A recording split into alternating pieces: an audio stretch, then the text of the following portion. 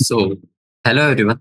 Myself Tushar Rana, and I am from Triple IT City, and currently I am in second year. Okay. So, हमने अपना class 12 का chapter number 16 start किया था पिछले lectures में और हमने इसके ऑलमोस्ट आधे क्वेश्चंस कंप्लीट कर लिए थे. ओके. सो चलिए फर्स्ट हेडिंग डालते हैं. Chapter number 16 that is chemistry in everyday life. Okay. तो मैंने इस चैप्टर के बारे में आपको कुछ कुछ बीच बीच में हिंट भी बताया था कि अगर इस चैप्टर के ऊपर में आपको क्वेश्चन आ गए तो आपको अपना थ्योरी पार्ट थोड़ा ज्यादा स्ट्रॉन्ग रखना पड़ेगा क्योंकि थ्योरी से ही ऑलमोस्ट 90% क्वेश्चन देते हैं इसमें. ओके.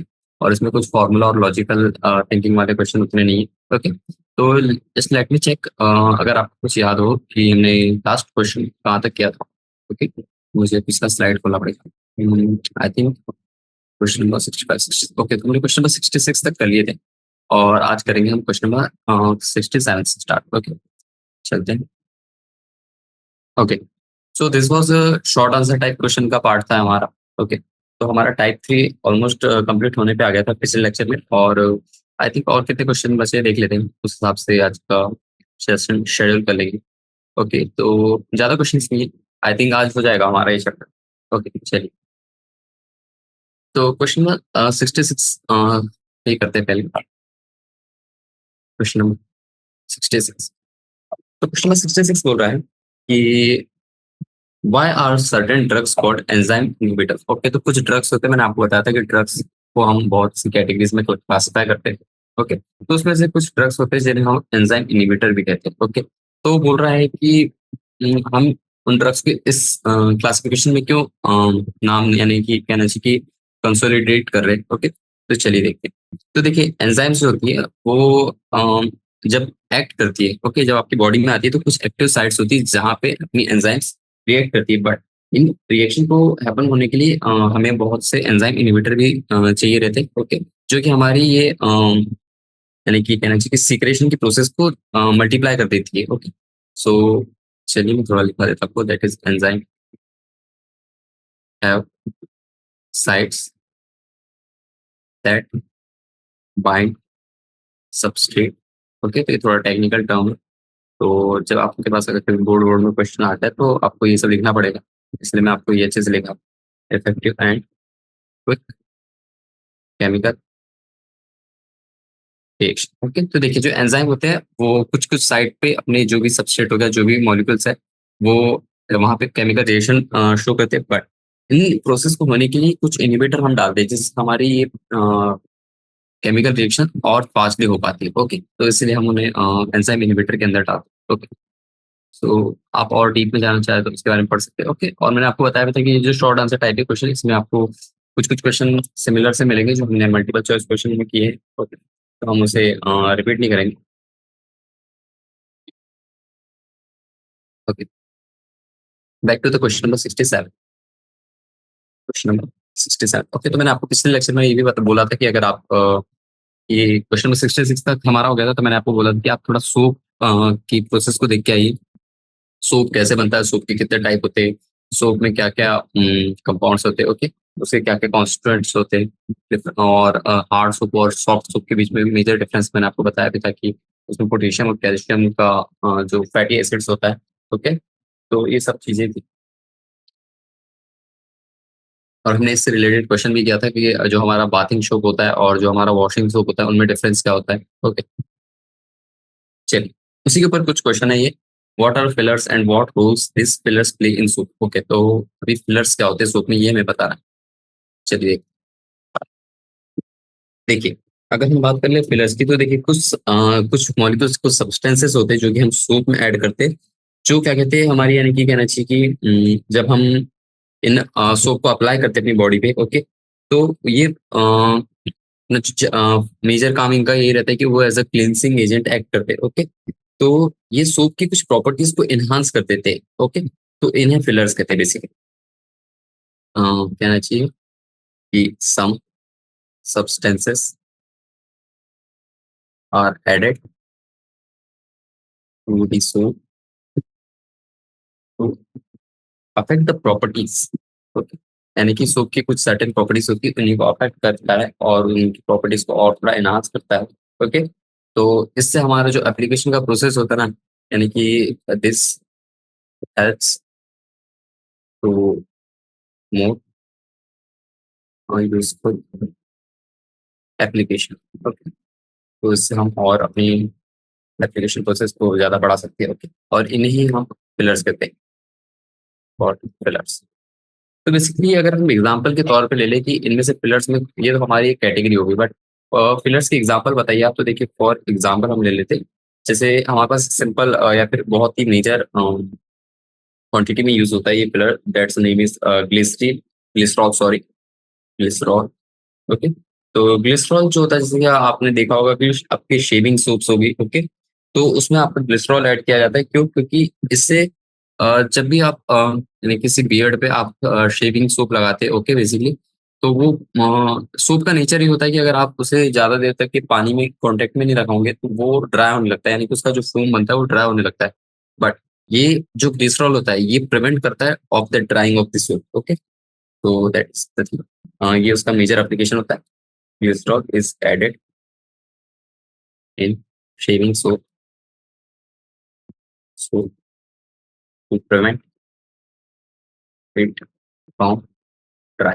ओके, तो इससे रिलेटेड क्वेश्चन मैंने आपको करा भी दिया था। और अगर हम बात कर लें और एक एग्जाम्पल की, तो देखिए, जैसे एक लॉन्ड्री सोप होता है, बेसिकली हमारा washing soap, laundry soap. Okay, तो अगर आप लॉन्ड्री सोप के बारे में बात करें तो उसमें एक फिलर होता है, that's name is sodium rosinate. Okay, और एग्जाम्पल इट फिलर लाइक, अगर हम एग्जाम्पल के तौर पर ले लें तो पहला हम ले लेते हैं सोडियम रोजिनेट। ओके, इसमें सोडियम रोजिनेट भी होता है, सोडियम सिलिकेट भी होता है।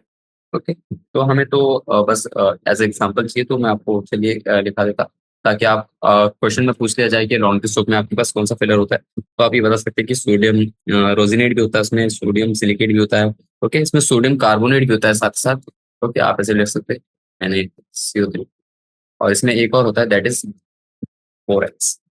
ओके, तो ये सब क्या कर सकता है, मैंने आपको जैसे बताया था कि ये जो फिलर होता है ये आपकी सोप की प्रॉपर्टीज को इनहांस करते हैं। तो देखिए, जो लॉन्ड्री सोप होता है, बेसिकली इसमें आपका लेदर जो बनता है, लेदर इंक्रीज होता है विद दिस फिलर्स। ओके, तो दैट्स, अब अगर आप और चाहे तो देख सकते हो, और डिफरेंट टाइप के सोप, मेडिसिनल सोप हो गया, तो उनमें कुछ और फिलर्स होते हैं। okay? तो उसमें कुछ एंटीसेप्टिक प्रॉपर्टीज रहेगी, ऐसा कुछ कह सकते हैं। क्वेश्चन नंबर 68 के बारे में बात करें, तो क्वेश्चन नंबर 68 बोल रहा है कि sugar is the main source of energy as it produces energy on metabolic decomposition. फिर क्या बोल रहा है कि but these days low calorie drinks are more popular, why? Okay, तो इसमें कुछ शुगर के बारे में बोल रहा है कि शुगर हमारा मेन सोर्स ऑफ एनर्जी होता है, ओके, जब भी आपका मेटाबॉलिक डिकम्पोजिशन होता है। बट जो अभी आजकल की जो ड्रिंक्स आ रही है, ओके, तो इसमें हमारा बहुत ज्यादा शुगर का यूज होने पे भी लो कैलोरी इंटेक क्यों दिख रहा है? ओके, तो ये बात हो रही है, तो चलिए इसको देखते हैं। तो देखिए, अगर आप लो कैलोरी ड्रिंक्स के बारे में बात करेंगे ना, तो उसमें सोप के रिगार्डिंग कुछ दूसरे स्वीटनिंग एजेंट्स डालते हैं। ओके, तो मैंने आपको बताया भी था, कुछ आर्टिफिशियल स्वीटनर्स आ गए हैं। ओके, जैसे कि एक था हमारा सुक्रोलोस, और एक सैक्रिन करके था। ओके, जहां तक आपको याद होगा। तो इनसे क्या होता है पता है क्या? आप अगर इन स्वीटनर को अपनी ड्रिंक में ऐड भी करते हो तो आपकी कैलोरी बढ़ती नहीं है। ओके, आपकी कैलोरी इंटेक कम ही रहता है। ओके, तो चलिए मैं आपको ये भी लिखा था, in low calorie drinks some artificial sweetening agents like, अगर हम एग्जांपल ले लें तो मैंने अभी आपको बताया, दैट इज सुक्रालोज हो गया हमारा। ओके, फिर हमारा सैकरिन होता है। ओके, और एक होता है, जहां तक मुझे याद है, एस्पर्टेन होता है, कुछ एस्पर्टीन। ओके, एटसेट्रा, और बहुत से होते हैं। तो ये जो होते हैं ना, ये हमारे प्रेजेंट होते हैं उस ड्रिंक्स में, are present which are may be 200 times sweeter than sucrose, जो हमारा यानी कि एनर्जी की मेन सोर्स ऑफ एनर्जी होता है, दैट इज बेसिकली शुगर, जिससे बनता है, that is from sucrose. Okay, जो शुगर केन से निकलता है। ओके, तो ये होता है हमारा in artificial sweetener, but this does not contains any extra calorie, but this does not, और कह सकते हैं कि मेटाबलाइज कर सकते, मेटाबोलाइज। ओके, सो इसलिए हमारी कोई ज्यादा एक्स्ट्रा एनर्जी प्रोड्यूस नहीं करती, क्योंकि इसमें लो कैलोरीज कहना चाहिए, यही उसको डिपिक्ट कर रहा है। चलिए क्वेश्चन नंबर 69 का, क्वेश्चन नंबर 69 बोल रहा है,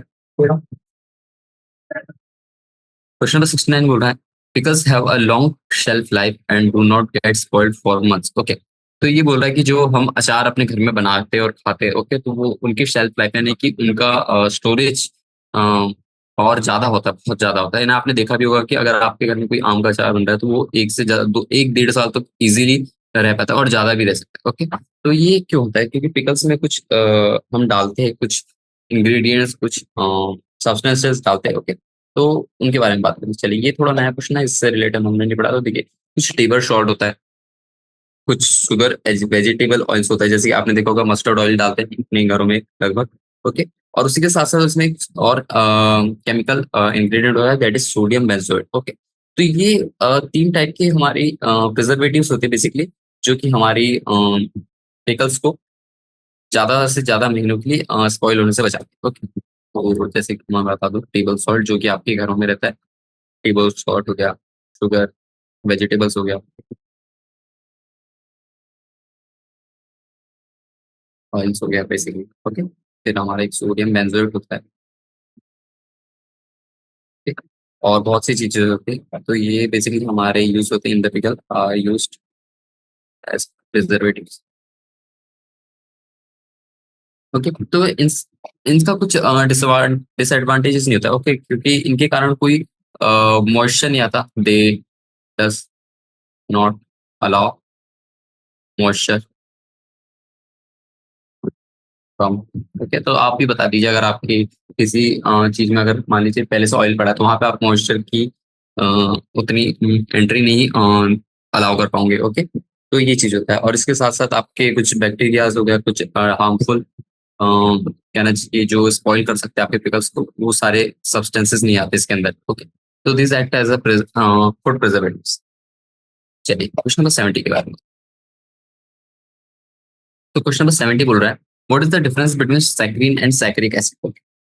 तो सैकरीन और सैकरिक एसिड, तो मैं आई थिंक आपको इनके बारे में पता होगा कि जो सैकरीन होता है और जो that is other one, that is saccharic acid. तो सैकरीन तो हमने अभी बात करी कि it is used as an artificial sweetener, but अगर हम सैकरिक एसिड के बारे में बात करें, तो इसे हम ऑब्टेन करते हैं by the oxidation of glucose with concentrated HNO। Okay, तो अगर मैं आपको इसका सिंपल डायग्राम बना के दिखा देता, तो इससे आपको समझ आ जाएगा कि और आप थोड़ा सा और सर्च कर सकते हैं। तो क्योंकि देखिए, ये जो चैप्टर है, इसमें आपको बेसिकली पूरे इन्फॉर्मेशन ही इन्फॉर्मेशन है, तो आपको थोड़ा सा खुद से भी देखना पड़ेगा। ये CO2 होता है, यहाँ पे इधर कुछ एसिड होता है, एंड दिस इज NH। तो ये जो होता है हमारा, that is basically saccharin. Okay, जो कि हमारा आर्टिफिशियल स्वीटनर की तरह यूज होता है। और अगर हम सैकरिक एसिड के बारे में बात करें, तो ये COH ग्रुप रहता है कनेक्टेड विद CHOH4। ओके, और ये हमारे टेट्रा CHOH ग्रुप होते हैं, और राइट साइड में भी हमारा ये होगा, that is saccharic acid. Okay, तो एक सैकरिक एसिड हो गया, ग्लूटोनिक एसिड हो गया, पेंटोइक एसिड हो गया, ये सारी इसी टाइप से दिखती है। अब क्वेश्चन नंबर 71 के बारे में हम बात करेंगे, क्योंकि मैंने आपको बता दिया है कि name N artificial sweetener which is derivative of sucrose, तो हम इसके ऊपर बात भी करी थी। Okay, that is basically sucralose, और ये हमारा यानी कि 600 टाइम्स ज्यादा स्वीटर होता है रिगार्डिंग द सुक्रोज। ओके, तो ये आपको पता होगा, I think question number 71। It's फिर से आ चुका हमारे पास। ओके, ओके, और you will say add as a. चलिए क्वेश्चन नंबर 72 के ऊपर बात करते हैं। तो क्वेश्चन नंबर 72 बोल रहा है, name two alpha amino acid which form a dipeptide with 100 times more sweet than cane sugar. Okay, तो ठीक है, देख लेते हैं। इसमें भी हमारे पास बात हो रही है about that sweet, okay, sweeteners. तो देखिए, एक एसिड होता है बेसिकली एस्पार्टिक एसिड। ओके, और उसी के साथ साथ एक और कंपाउंड होता है, that is phenylalanine. Okay, phenylalanine. तो ये 2 टाइप के अमीनो एसिड्स होते हैं, जो कि हमारे मिथाइल एस्टर और डाइपेप्टाइड बॉन्ड के नाम से जाने जाते हैं, दैट इज एस्पर्टीन। ओके, जो कि एक हमारा आर्टिफिशियल स्वीटनर होता है, जो कि हमने अभी बात भी करी थी अपने पिछले 2-3 क्वेश्चन। ओके, और इसकी अगर हम कंपेयर करें with the sweetening capacity of cane sugar, तो ये 100 टाइम्स ज्यादा स्वीटर होता है then the cane sugar. Okay, तो the basically two amino acid which form a dipeptide bond are basically aspartic acid and phenylalanine. तो aspartic acid हमसे पूछा है एंड फिनाइल एनिलीन। ओके, तो आपको ये चीज याद रखनी है, आप इनका स्ट्रक्चर बना के और देख सकते हैं। एस्पार्टिक, ओके, ये भी मैं एज अ होमवर्क आपको दे रहा हूँ। Sodium salts of some acids are very useful as a preservative suggest a few acids. ये भी एज अ होमवर्क है, बट मैं आपको कुछ एग्जांपल आपको बता सकता हूँ। तो देखिए, सोडियम सॉल्ट के बारे में बात कर ले तो हमारे पास होता है क्वेश्चन नंबर 74 के बारे में बात करें तो हमारे पास बेंजोइक एसिड हो गया। ओके, बेंजोइक एसिड हो गया, फिर हमारे पास सॉर्बिक एसिड होता है, फिर हमारे पास प्रोपोनिक एसिड होता है, जो कि हमारा एज अ यूज होता है as a preservative. Sorbic acid etcetera. You can just think of that. Now come to the question number 79, sorry 75। 75 बोल रहा है कि explain the role of allosteric site in the enzyme inhibition. तो इसके ऊपर okay, आई think ये हमने 3 से 4 बार, 3 to 4 टाइम्स रिपीटेड कह सकते हैं। Okay, so I will not do this. How are receptor proteins located in the cell unit. Okay, तो चलिए क्वेश्चन नंबर 76 देखते हैं। It is more from chemistry to a biology question. Question number 76 बोल रहा है how are receptor proteins located in cell membrane. तो देखिए, receptor proteins जो होते हैं ना, वो हमारे सेल में ही, सेल मेम्ब्रेन के अंदर ही एम्बेडेड रहते हैं। ओके, ये इस तरीके से उसमें जुड़े रहते हैं कि बहुत ही ज्यादा स्मॉल पार्ट वहां पे एक्ट करता है। ओके, जैसे कि आपके पास कोई भी मेम्ब्रेन ले ले। ओके, तो उसमें कुछ सर्टेन एक्टिव साइट्स होगी जिसपे आपका मेन रिएक्शन स्टार्ट होगा। ओके, और जो outer surface of that membrane होगी, ओके, तो वो एक सेल मेम्ब्रेन को इंडिकेट करेगी बेसिकली। अगर इसका डायग्राम बना बना के दिखा सकता तो मैं बहुत इजीली समझ आता, but the thing is that ऐसा कुछ सर्टिफाइड डायग्राम नहीं है इसकी। अगर हम बात करें रिसेप्टर प्रोटीन्स की, प्रोटीन्स, तो ये हमारे सेल मेम्ब्रेन में एम्बेडेड रहती है। और एम्बेडेड सेल मेम्ब्रेन यानी ये अंदर रहती है बेसिकली। और ये इस तरीके से रहती है in such a way that there small part possessing active sites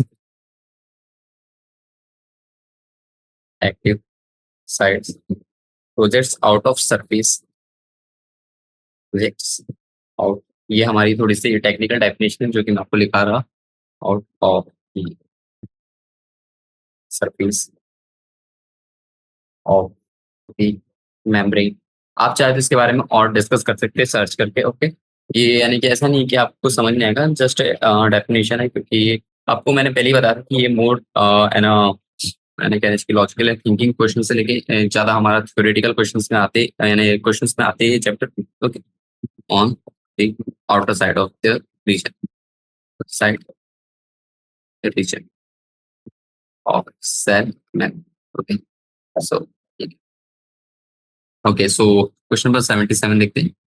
What happens when the bond formed between an enzyme and an inhibitor is a strong covalent bond? Okay, तो ये बोलता है कि अगर हमारा एंजाइम और इनहिबिटर जो दो हमारे वो है कहना चाहिए बेसिकली मॉलिक्यूल्स या फिर कहना चाहिए टर्म्स है।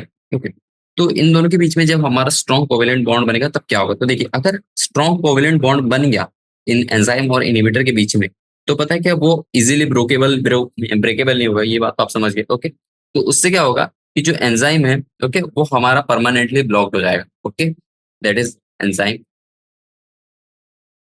Block permanent. तो परमानेंटली ब्लॉक्ड हो जाएगा। इससे क्या होगा कि जो हमारा बॉडी है, ओके, तो उसमें एंजाइम इनहिबिटर की जो प्रोसेस होगी वो डिग्रेड होने लगी। ओके, और इससे हमारे कुछ और डिफरेंट एंजाइम कॉम्प्लेक्सेस बनने लगी जो कि हमारी बॉडी में दिक्कत देने लगी। ओके, सो इसलिए हम वहाँ पे ऐसा कोवेलेंट बॉन्ड फॉर्मेशन का यानी कहना चाहिए कि यानी प्रोहिबिशन ही हम मान के चलते हैं, यानी कि प्रिवेंट करते कि ये बॉन्ड बने। ओके, सो चलिए, ओके, लेट्स मी। ओके, तो इसके साथ हमारा क्वेश्चन नंबर 77 कंप्लीट होता है और हमारा टाइप 3 भी कंप्लीट होता है। Let's start the type 4 that is matching type. Okay, fourth matching type.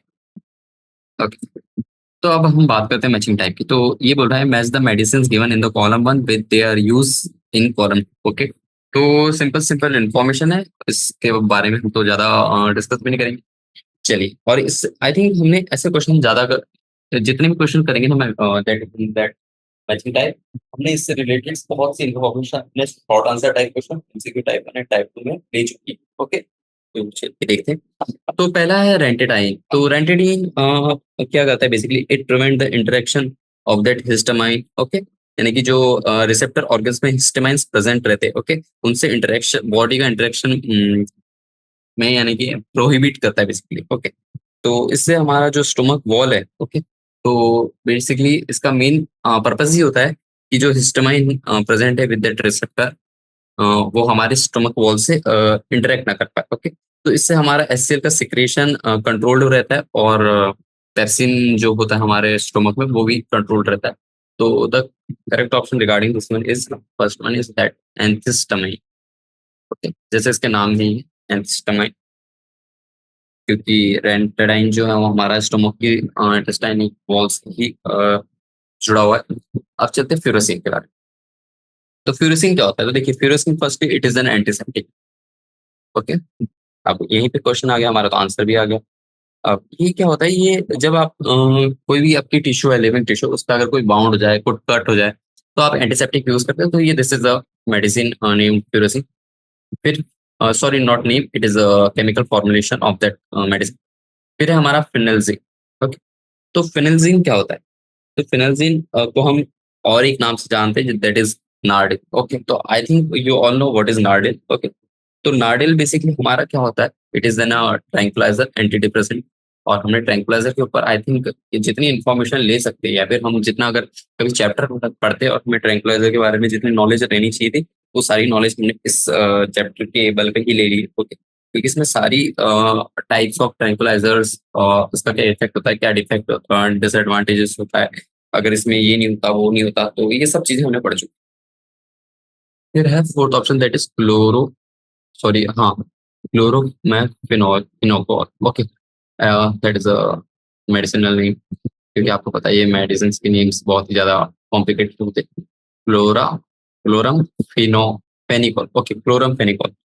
तो ये क्या होता है, इट इज ये भी एज अ मेडिसिन ही है हमारी। तो ये आती है हमारी एंटीबायोटिक के अंदर। ओके, तो दैट इज ऑप्शन। इसे हम बेसिकली यूज करते हैं इन दी ट्रीटमेंट ऑफ टाइफाइड हो गया, ओके, न्यूमोनिया हो गया, मेगेंटिस हो गया, ये थोड़ी बड़ी बड़ी जो डिसीजेस होती है उसमें ये सब यूज है। तो ठीक है, चलिए, ये हमारा क्वेश्चन 78 डन। क्वेश्चन नंबर 79 करते हैं। क्वेश्चन नंबर 79 बोल रहा है कि सोप्स हैं, और उनके रिगार्डिंग कुछ उनकी इन्फॉर्मेशन, तो चलिए वो देखते हैं। तो सूप चिप्स के बारे में बात करें, तो देखिए जो सूप चिप्स होते हैं बेसिकली हम उसे क्या कहते हैं, एक थिन शीट ऑफ पेपर रहता है बेसिकली। ओके, तो उसमें आपको एक बेसिकली ये कह रहा है कि आपके पास जो सूप रहता है, उसको आप बहुत ही स्मॉल स्मॉल सूप चिप्स के फॉर्म में जो प्रोड्यूस करते हैं, तो वो फॉर्म है इस सूप का। तो ये बोल रहा है कि ये कैसे बनता है। तो पहला दिया है option, dried miniature soup bubble. No, it is not that one. Small broken pieces of soap form from melted soap. Okay, तो आप जब सोप को मेल्ट करते हो और उसको बहुत ही छोटे छोटे मेल्ट कर दिए, तो आपके पास उसका सोप का लिक्विड फॉर्म आ गया। अब आप उसको किसी भी फॉर्म में जनरेट कर सकते हैं। ओके, तो बस उसको आप स्मॉल स्मॉल चिप्स के फॉर्म में जनरेट करेंगे, तो आप ये small broken pieces of soaps, that's the thing. Simple, obvious है ये तो। फिर सूप ग्रेनुल्स हो गए, तो सूप ग्रेनुल्स ये हम यानी कि सूप बबल्स को ड्राई करके ही निकालते हैं। ओके, तो this are the dried miniature soup bubbles. फिर हमारा थर्ड ऑप्शन है, सॉरी थर्ड पार्ट है, दैट इज सूप पाउडर। तो सूप पाउडर, तो सूप पाउडर होता क्या है बेसिकली। तो देखिए, सूप पाउडर में ना, पहले तो सूप पाउडर के साथ साथ कुछ बिल्डर्स होते हैं, जैसे कि sodium bicarbonate, no no, I think it is sodium carbonate. Okay, and tri sodium phosphate. तो मैं आपको चलिए ये लिखा देता, ये थोड़ी इंफॉर्मेटिव क्वेश्चन। तो ये हो गया हमारा सूप पाउडर। ओके, तो देखिए सूप पाउडर्स क्या होता है। सूप पाउडर्स हमारा दो चीज से बना होता है। ओके,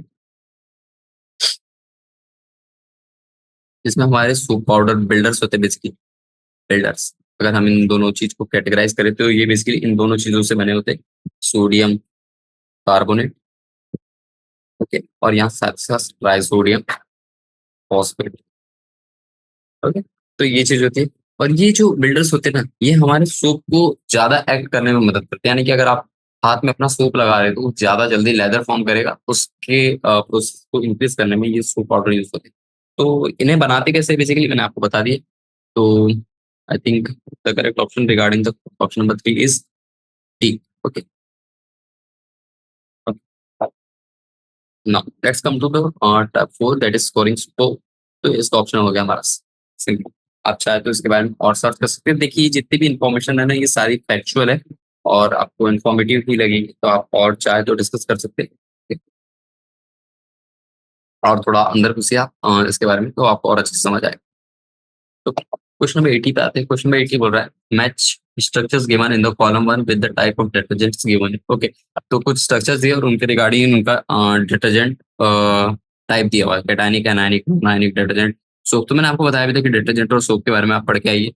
आपको मैंने ये भी बोला था कि सोप और डिटर्जेंट के डिफरेंट टाइप्स भी देख लीजिए आप। तो उससे रिगार्डिंग क्वेश्चन आपको ज्यादा मिलते हैं जब भी एमसीक्यू टाइप में देखेंगे आप, ओके। तो चलिए पहला देखते हैं। पहला है CH3CH2, ओके, 16 टाइम्स। फिर ओके, तो ये बहुत बड़ा स्पेलिंग है। तो देखिए इसके बारे में आप ज्यादा कुछ बता नहीं सकते, आपको याद ही करना होगा। तो मैं आपको चलिए लिखा देता हूँ। देखिए जो ये फर्स्ट वन जो दिख रहा है ना, दैट अल्कोहलिक स्ट्रक्चर, तो it is a non ionic detergent, okay, क्योंकि इसमें आपको दिख रहा है सिंपली यहाँ कुछ आयंस का फॉर्मेशन नहीं है। तो ये नॉन आयनिक डिटर्जेंट है। तो ये थोड़ा ऑब्वियस भी, अगर आप कुछ नहीं याद नहीं आ रहा तो आप इसे तुक्के में या फिर ऐसा थोड़ा लॉजिक से कर सकते हैं। अब बात करते हैं हम अपना सेकंड वाले का। सेकंड वाला देखिए, इसमें CO निगेटिव आयन है और ये Na पॉजिटिव। तो आपको ये पता कैसे करना है कि कौन सा है, ये कैटायनिक है, एनायनिक है, या फिर सोप है, ओके। तो देखिए सोप जो होते हैं, सोप तो हमारे सॉल्ट होते हैं बेसिकली, ओके। तो ये जो सेकंड वाला है दैट इज बी, ये जो होते हैं हमारे दिस आर द सोप। क्योंकि जो डिटर्जेंट होता है उसमें आपके सल्फेट आ जाते हैं, ब्रोमाइड्स आ जाते हैं, ओके। अब चलते हैं हम थर्ड ऑप्शन के बारे में। तो देखिए थर्ड वाला जो है ना हमारा, इसमें देखिए SO3 निगेटिव है, तो दिस इज एनायनिक। और यहाँ पे देखिए जो ये डिफरेंट पार्ट है, ये हमारा पॉजिटिव चार्ज इसके ऊपर है बेसिकली, तो ये हमारा हो जाएगा कैटायन। तो आई थिंक थोड़ा हॉशपॉश हो गया। तो फर्स्ट वन का हो गया हमारा option that is C, second one का हो गया हमारा D, थर्ड का हो गया हमारा B, एंड फोर्थ का हो गया A। चलिए क्वेश्चन नंबर 81 पे आते हैं। तो क्वेश्चन नंबर 81 बोल रहा है इसमें भी कुछ डिटर्जेंट्स की नेम दिया और उनका टाइप दिया, लॉन्ड्री सोप है कि हेयर कंडीशनर, ओके। तो चलिए देखते हैं। तो पहला ऑप्शन है कि CH3CH2 connected with the, okay, तो ये नाइट्रोजन से कनेक्टेड है with the 4 carbon and 1 bromine is attached in the anionic form.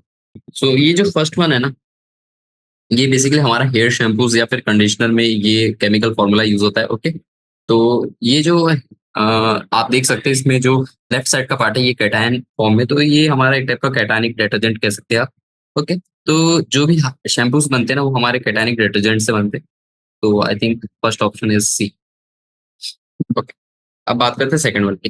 तो सेकंड वन में देखिए, तो इसमें SO3 निगेटिव, तो एनायनिक डिटर्जेंट है। तो ये आप समझ गए कि देखिए अगर आपने पिछला क्वेश्चन नहीं किया होता तो आप इसमें ये नहीं बता कर सकते कि आपका जो लेफ्ट साइड वाला पार्ट है वो कैटायनिक है, एनायनिक है। तो देखिए कुछ इन्फॉर्मेशन आपको क्वेश्चन से भी मिल जाती है। अगर आपको ऐसे दो क्वेश्चन आपको मिल जाए तो आप इससे पता कर सकते हैं कि आपका कौन सा किस ऑप्शन से मैच कर सकते हैं, ओके। थोड़ा रिलेट करते भी आपको आना चाहिए।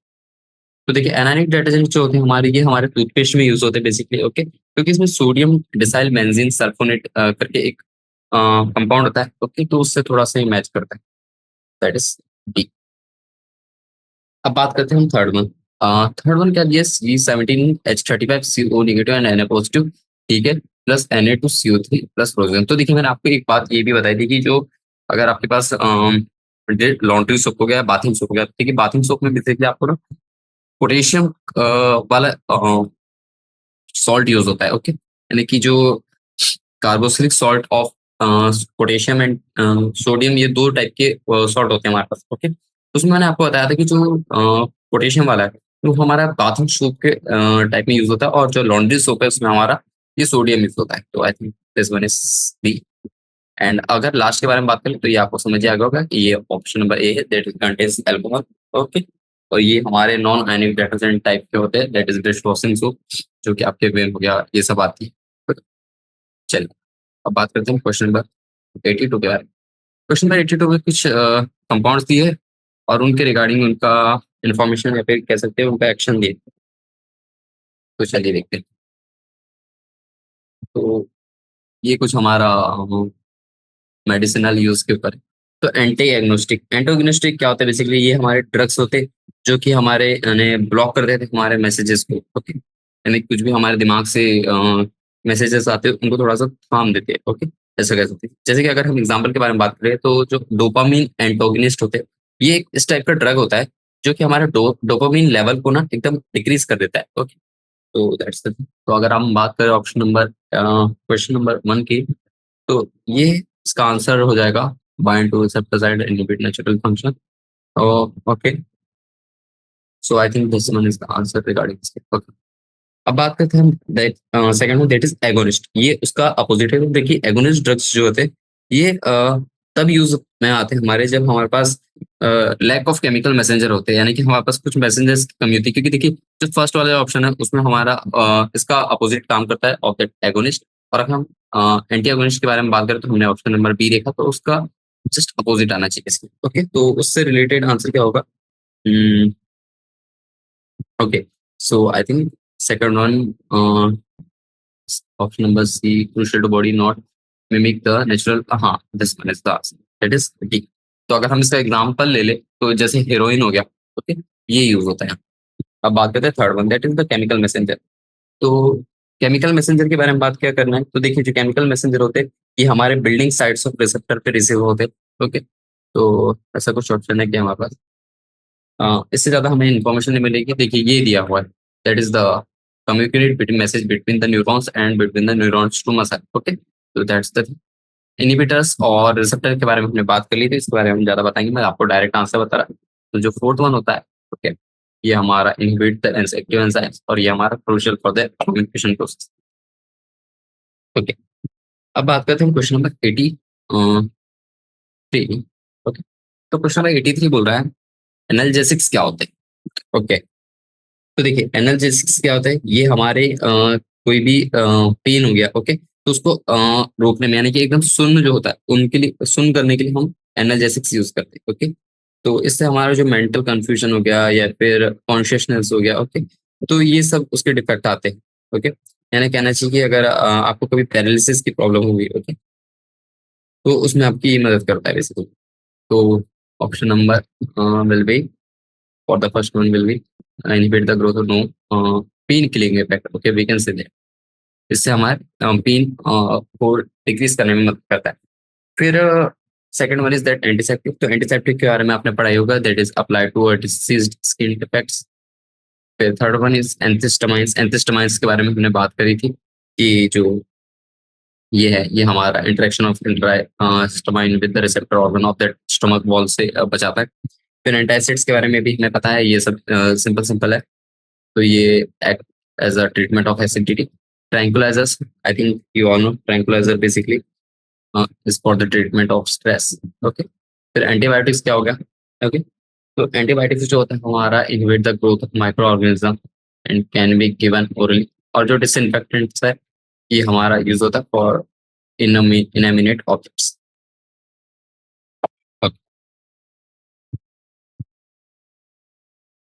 अब चलते हैं हम टाइप नंबर 5। ओके, तो मैंने ये वाला सेक्शन थोड़ा इसलिए फास्ट एंड फॉरवर्ड रखा कि इससे रिलेटेड इन्फॉर्मेशन हमने पहले कर रखी थी। ओके, और बस हमें इन्फॉर्मेशन दी थी और मैं आंसर टिक करा।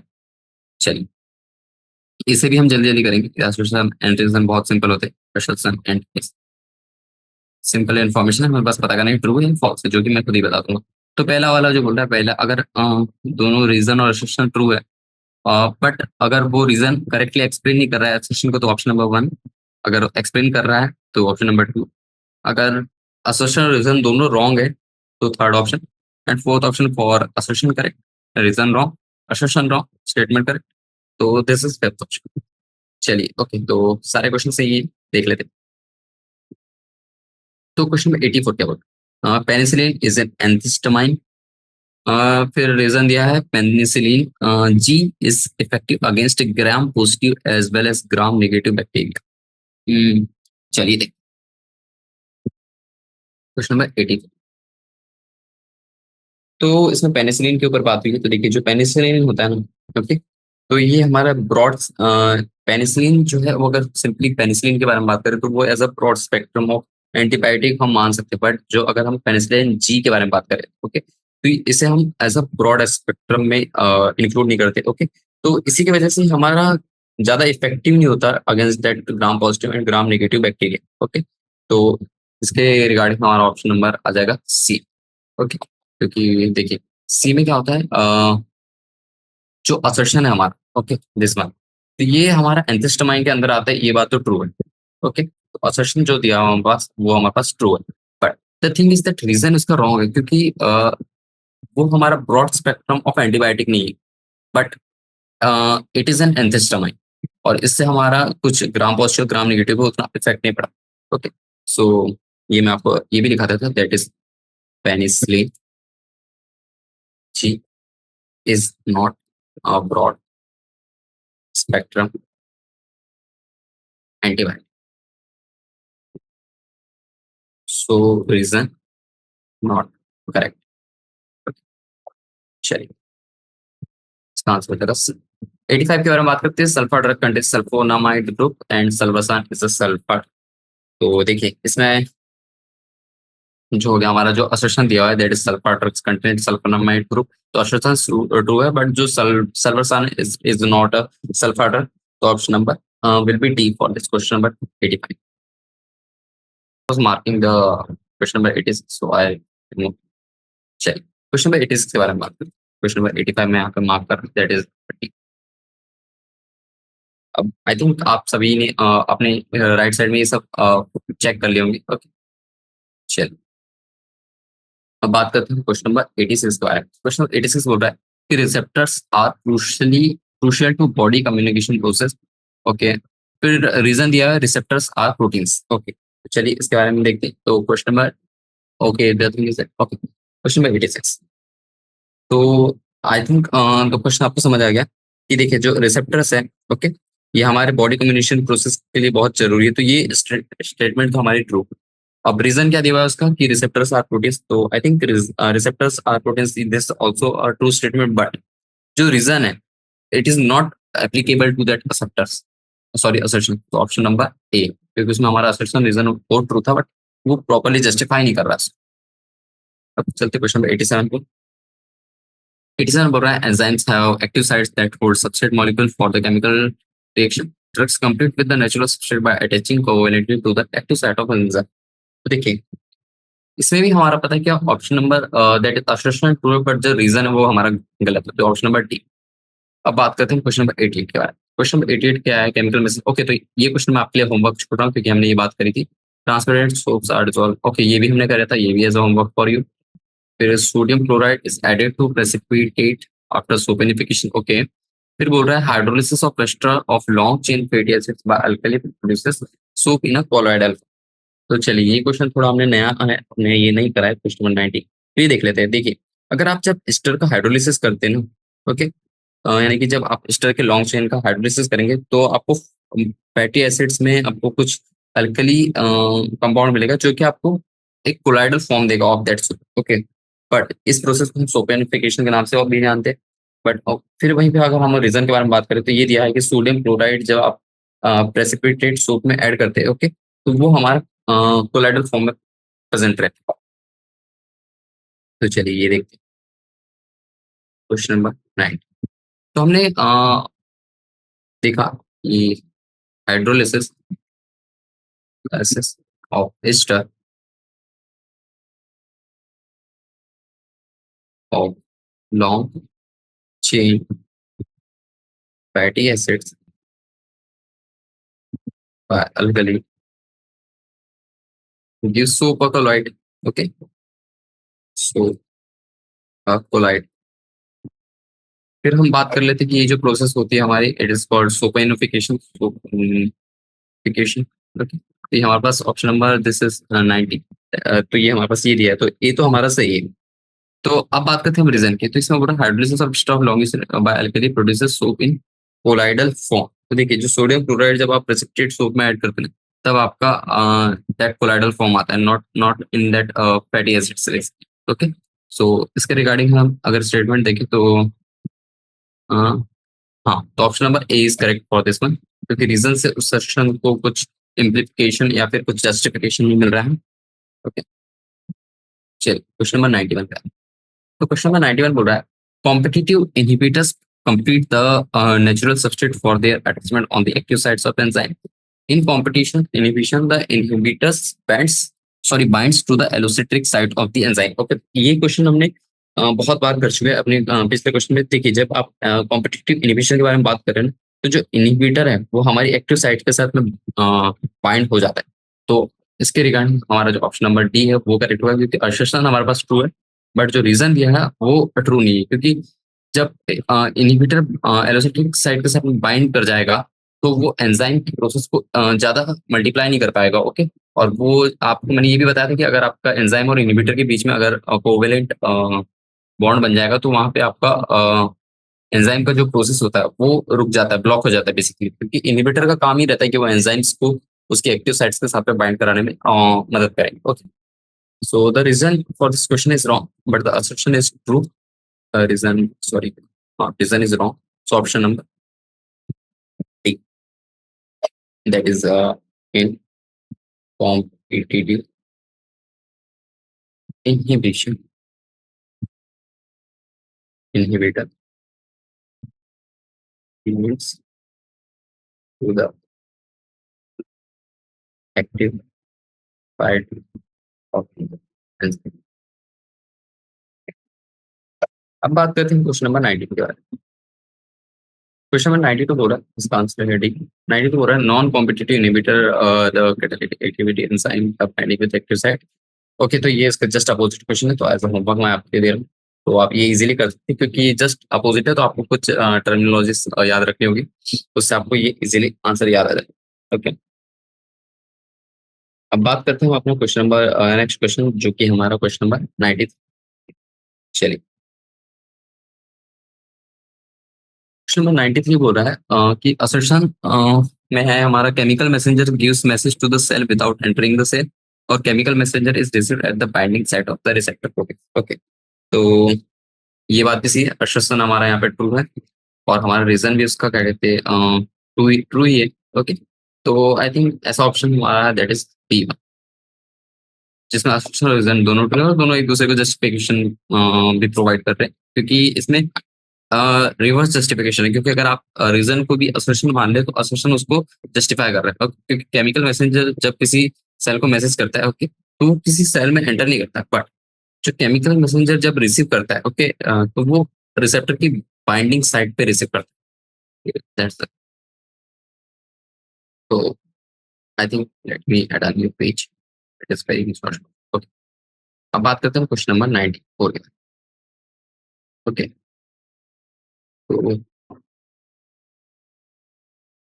ओके, क्वेश्चन नंबर 95 बोल रहा है कि receptor protein show selectivity for one chemical messenger over the other. फिर रीजन दिया है उसका कि chemical messenger binds to the receptor site and inhibits its natural function. Okay, तो देखिए, अ, ऐसे स्टेटमेंट में क्या होता है बेसिकली, जब आप केमिकल्स ऐड करते हैं, ओके, सॉरी सॉरी, नीचे सॉरी, ओके, अगर हम केमिकल मैसेंजर के बारे में बात कर रहे हैं, ओके, तो ये हमारा रिसेप्टर साइट के साथ में बाइंड करता है, और वो जो मैसेज होता है वो हमारा सेल मेम्ब्रेन, यानी कि कहना चाहिए कि not a cell membrane, simply cell में हमारा एंटर कर जाता है without entering the cell. Okay, कहना क्या चाह रहा मैं, अगर ये आपका सेल है, इधर साइड में अगर मैं डायग्राम बताऊं, ये हमारा सेल है और ये हो गया हमारा मैसेज। ओके, तो ये मैसेज जो है ये हमारा सेल के पास में पहुंच जाता है। ओके, तो ये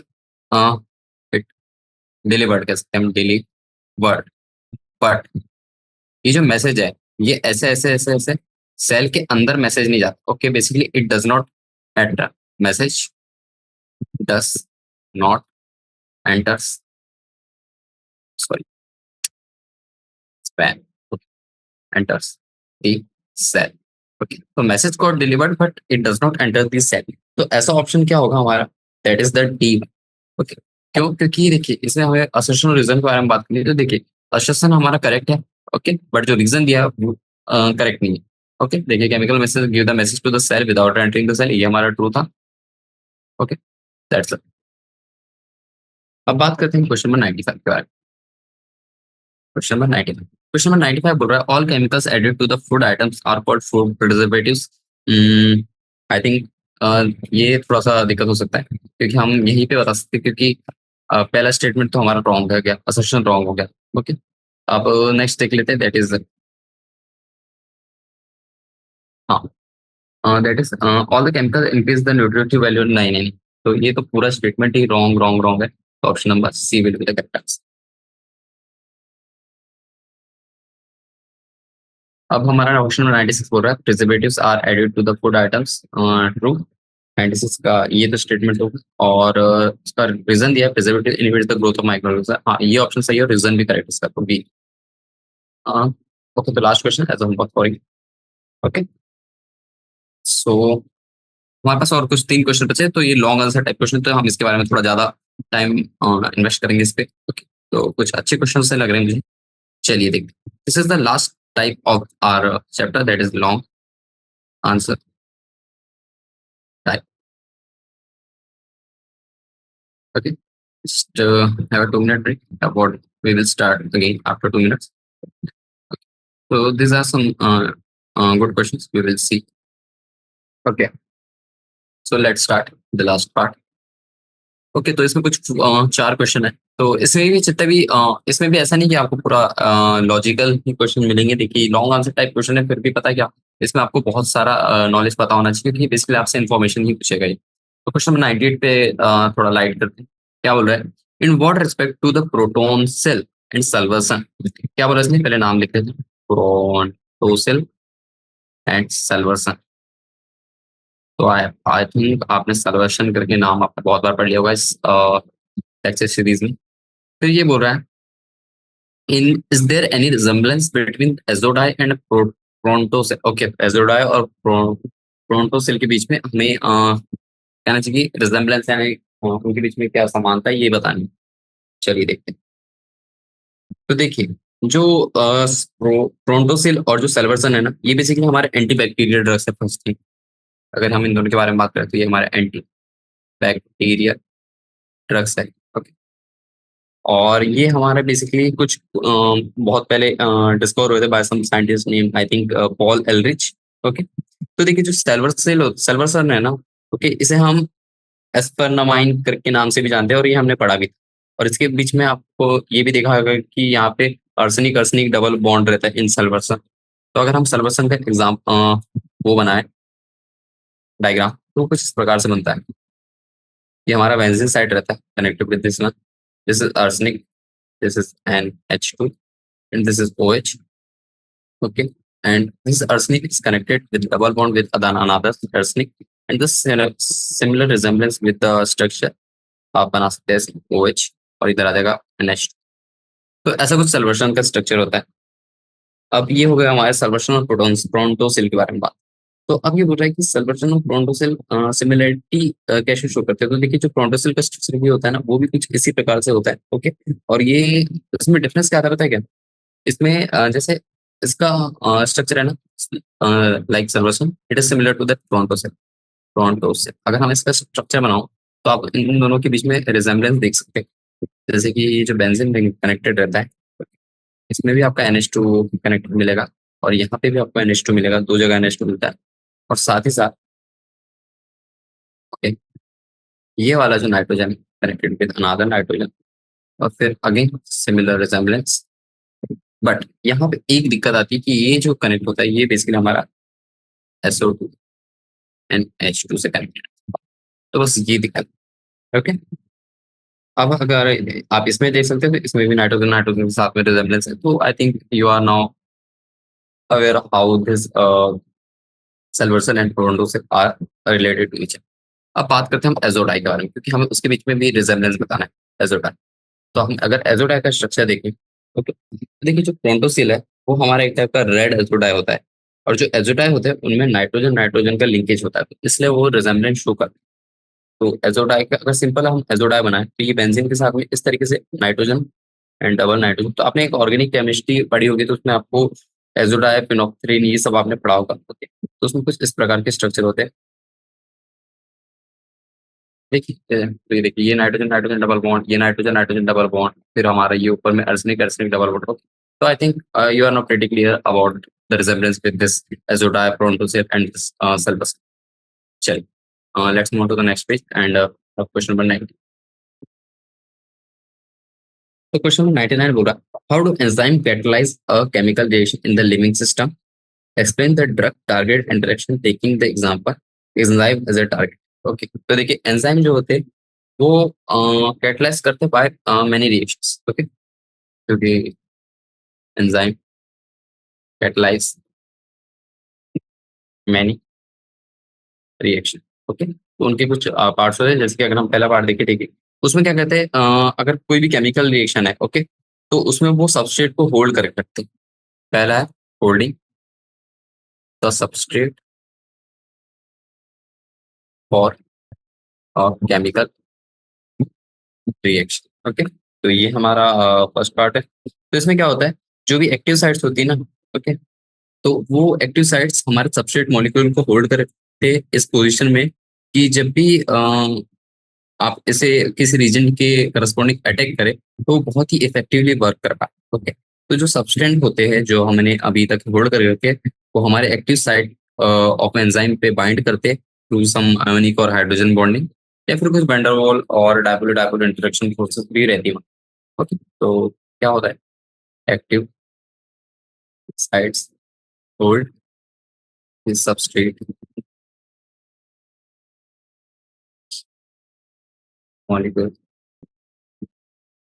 in such a way that it can be attacked by region effective। Okay, और इसके बाद में जब हमारा सबस्ट्रेट बाइंड करता है, substrate binds to the active sites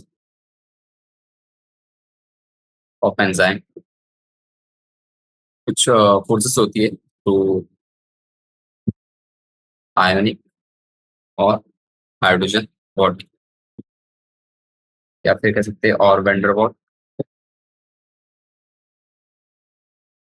और डायपोल डायपोल इंटरेक्शन। आई थिंक ये वाला जो मैंने इन्फो लिखा है, ये मैंने किसी क्वेश्चन में पढ़ लिए थे। ओके, तो इस तरीके से हमारा एंजाइम कैटलाइज करता है। ओके, तो ये बोल रहा है explain the drug target interaction during the. Okay, तो ये मैं भी पढ़ा। तो इसमें कुछ अगर मैं आपको थोड़ा डायग्रामेटिकली समझाना चाहूँ तो देखिए कुछ इस प्रकार से होता है। ओके, तो इसके नीचे कुछ आंसर है, आप चाहे तो चेक भी कर सकते हैं, but after this series. Okay, तो ये कुछ हमारा एक्टिव साइट्स होते हैं। ओके, तो आई थिंक थोड़ा और अच्छे से समझते हैं। ओके, तो देखिए मैं ऐसा अपना ड्रॉ नहीं हूँ, बट आई विल ट्राई। तो देखिए ये एक्टिव साइट्स हो गई हमारी, एक्टिव साइट। ओके, और ये हमारा हो जाता है एंजाइम, और ये हमारा सबस्ट्रेट कुछ इस प्रकार से मान लीजिए, ये हमारा हो गया सबस्ट्रेट। ओके, ये जो सबस्ट्रेट है जब हमारे एक्टिव साइट्स पे आता है, ओके, बेसिकली तब हमारा ये एंजाइम इंटरेक्शन चालू होता है, और इसके साथ साथ एक ड्रग भी होता है। ओके, तो ये हम मान लेते हैं एज अ ड्रग। ठीक है, तो जो ड्रग हो गया और जो सबस्ट्रेट हो गया कॉम्पीट करते for this active sites. Okay, तो ये ड्रग भी आ सकता है यहाँ पे और ये सबस्ट्रेट भी आ सकता है। ओके, तो जो ड्रग होता है ना वो हमारा एक्टिव साइट यानी कि कहना चाहिए कि इस सबस्ट्रेट को एंजाइम में आने से वो ब्लॉक करता है दैट ड्रग। ओके, तो that's the interaction between that drug target and that substrate. तो आप और चाहे तो वो देख सकते हैं। That's not a question of 100, this is the half century. So question number 100 बोल रहा है synthetic detergents have advantages over usual soaps as far as a cleansing powder or is a concern. But use of synthetic detergent over a long time creates environmental pollution. How can the pollution? Okay, this is the purely homework for you because I think I have told you more than 3 times कि आप पढ़ लीजिए कि soap और detergents इनके बीच की properties, उनके बीच के डिफरेंसेस, और ये हमारे इन्वायरमेंटल लाइफ में किस तरीके से अफेक्ट करते हैं। ओके, तो ये मोर देन क्वेश्चन, ये आपका यानी कहना चाहिए कि ये बहुत अच्छी चीज़ है, इससे आपको बहुत इन्फॉर्मेशन मिलेगी regarding that soap and detergent. तो I think you should do as a home, और ये थोड़ा लॉजिकल भी है और थोड़ा सा कहना चाहिए ऑब्वियस भी कह सकते हैं आप। Okay. तो इसके बारे में अगर आप थोड़ा सा सर्च भी करेंगे या फिर थोड़ा आउट ऑफ दिस सिलेबस भी जाएंगे तो आपको ये मिल जाएगा। फिर क्या है, what are enzyme inhibitors. Okay, तो ये भी हमने पढ़ चुका है कि एंजाइम इनहिबिटर्स होते क्या है। ओके, तो एंजाइम इनहिबिटर्स बेसिकली हमारे बाइंडिंग साइट ऑफ एंजाइम को ब्लॉक करने के लिए यूज होते हैं, और ये हम प्रिवेंट करते of that binding of that substrate, ताकि हमारा जो ड्रग्स है वो यानी जैसे अभी हमने देखा कि जो हमारा एंजाइम पे एक्टिव साइट है उसमें ड्रग आ जाता है तो वो हमारा ब्लॉक कर देता है बाकी के इंटरेक्शन को। तो इसीलिए हम एंजाइम इनहिबिटर डालते हैं ताकि वो ब्लॉक कर देता है that binding site of enzyme, और उसमें कोई भी एक्स्ट्रा सबसेट आने से रोक देता है उन्हें। ओके, तो उससे हमारा catalytic activity of enzyme increase होने लगती है। तो ये सब हमने पढ़ा। अब ये क्या बोल रहा है कि classify them on the basis of their mode of attachment of their active sites of enzyme. तो देखिए, अगर बात कर ले कोई दो डिफरेंट वे जिसमें कैटालिटिक एक्टिविटी ऑफ एंजाइम होती है।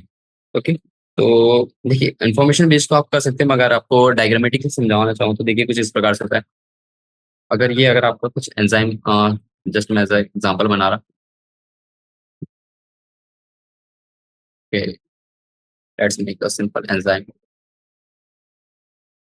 ओके, लाइक दिस, ये हो गया हमारा एक्टिव साइट, और ये हमारा हो गया अपना एंजाइम। ओके, और ये हमारा, इसके साथ साथ एक एलोसेट्रिक साइड भी बना लेते हैं ताकि ज्यादा बेटर अंडरस्टैंडिंग। एलोसेट्रिक साइड, और ये हमारा इसके अंदर में जो आने वाला है दैट इज इनहिबिटर। ओके, अब क्या होता है जब ये बिफोर द प्रोसेस है। ओके, अब अगर आप जब इसके आगे प्रोसेस में जाएंगे तो देखिए ये क्या होता है, ये तो इनहिबिटर हमारा जैसे का वैसा रह गया। ओके, बट ये जो हमारा साइट है, देखिए वो इस तरीके से कुछ रह जाता है। ओके, तो ये जो हो गया एक्टिव साइट्स, इसका शेप देखिए चेंज हो रहा है। ठीक, साइट चेंजेस शेप। ओके, तो इसमें क्या होता है, जो हमारा एलोसेट्रिक साइट है वो हमारा ऑक्यूपाई कर देता है, उसके बाद में हमारा जो एलोसेट्रिक सॉरी जो एक्टिव साइट है वो चेंज हो जाता है। तो ये अभी देखिए जो इनिबिटर है वो हमारा एलोसेट्रिक साइट के अंदर नहीं गया, बट अब जो प्रोसेस जो स्टार्ट होगा उसमें यानी आफ्टर दिस, यानी कि जब आपका इस शेप से अगले शेप में जाएगा तब आपका ये इनिबिटर इस एलोसेट्रिक साइट में चला जाएगा। So inhibitor better occupies the site. Okay, so that's, तो आई थिंक यू इससे आपको बेटर अंडरस्टैंडिंग मिलेगी रिगार्डिंग, अगर मैं आपको कुछ इन्फॉर्मेटिव चीज लिखा देता है यहाँ पे या फिर कुछ भी ब्ला ब्ला ब्ला। ओके, तो आई थिंक इस डायग्राम से आपको थोड़ा समझ आया होगा कि क्या कैसे इनिवेटर वर्क करता है। Okay, so that's all. तो आज हमने बहुत से क्वेश्चंस कर लिए और हमारा चैप्टर भी खत्म हो गया। तो आज के लिए बस इतना ही। Thank you all of you. Bye bye, we will meet in another lecture with some new chapter. Okay, thanks.